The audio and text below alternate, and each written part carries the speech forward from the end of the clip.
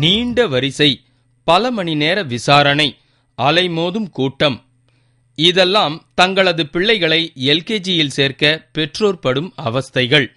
தமிழகத்தில் உள்ள மெட்ரிகுலேஷன் பள்ளிகள் மாணவர்கள் சேர்க்கையை முன்கூட்டியே முடித்து வசூல் வேட்டையில் ஈடுபடுவதாக புகார்கள் எழுந்தன.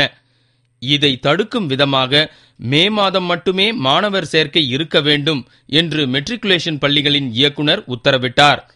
ஆனாலும் மாணவர்கள் சேர்க்கை வேட்டையில் மெட்ரிகுலேஷன் பள்ளிகள் களமிறங்கிவிட்டன. இந்த உத்தரவை மீறி சேர்க்கைக்கான விண்ணப்பங்கள் ரூபாயிலிருந்து துவங்கி பகிரங்கமாக விற்பனை செய்யப்படுவதாக பெற்றோர்கள் புகார் தெரிவித்துள்ளனர். அப்ளிகேஷனில் பணம் வாங்குறது எனக்கு தெரிஞ்ச வரைக்கும் தப்பு தான். சில ஸ்கூலில் வந்து ஃப்ரீயாகவே தராங்க, சில ஸ்கூலில் வந்து ஆன்லைன்லேயே போட்டிருக்காங்க. இது மாதிரி நிற்க வைக்கிறதே எனக்கு தெரிஞ்சு டைம் வேஸ்ட்டு. இப்போ இருக்கிற டெக்னாலஜிக்கு வந்து 2-3 ஸ்கூலில் வந்து இன்டர்நெட் ப்ரௌசிங் சென்டரில் டைம் கொடுத்துட்டு காலையில் ஓப்பன் பண்ணுறாங்க.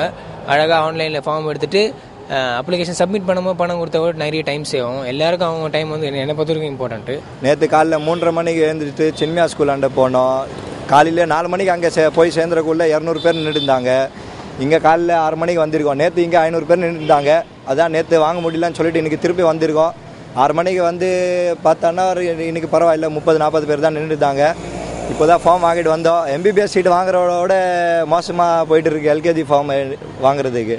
சென்னையில் பிரபலமான பள்ளிகளில் தங்களது குழந்தையை எல்கேஜியில் சேர்க்க விண்ணப்பம் வாங்குவதற்காக அதிகாலை 3 மணி, முதல் நாள் இரவு என விடிய விடிய காத்திருந்து விண்ணப்பத்தை வாங்கி செல்லும் பெற்றோர் பரிதாபத்திற்கு உரியவர்கள். அனைவருக்கும் பொதுவான கல்வி கிடைக்க வேண்டும் என்பதற்காக சமச்சீர் கல்வி திட்டத்தை அறிமுகப்படுத்தி அமல்படுத்தப்படும் நிலையில் இதுபோன்ற நிகழ்வுகள் வேதனை தருவதாகவும் பெற்றோர்கள் தெரிவித்தனர்.